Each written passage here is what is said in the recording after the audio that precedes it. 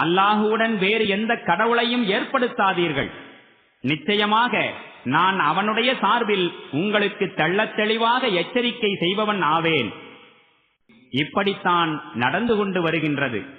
இவர்களுக்கு முன்னிருந்த சமூகத்தாரிடம் எந்த ஓர் இறை தூதர் வந்தாலும் அவரை அம்மக்கள் இவர் ஒரு சூனியக்காரர் அல்லது பைத்தியக்காரர் என்றுதான் கூறினார்கள்.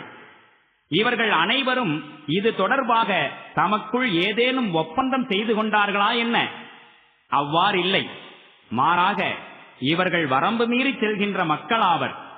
ஆகவே நபியே, இவர்களை விட்டு முகம் திருப்பிக் கொள்ளும். நீர் பழிப்புக்குரியவர் அல்லர். ஆயினும் அறிவுரை கூறிக்கொண்டிருப்பீராக. ஏனெனில் அறிவுரை இறை நம்பிக்கை கொள்வோருக்கு பயனளிக்க கூடியதாகும்.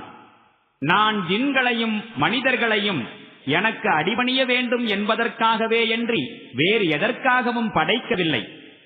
நான் அவர்களிடமிருந்து எந்த வாழ்வாதாரத்தையும் நாடவில்லை. அவர்கள் எனக்கு உணவளித்திட வேண்டும் என்றும் நான் நாடவில்லை. நிச்சயமாக அல்லாஹுவே உணவளிப்பவனாகவும் பெரும் ஆற்றலுடையவனாகவும் வலிமை மிக்கவனாகவும் இருக்கின்றான்.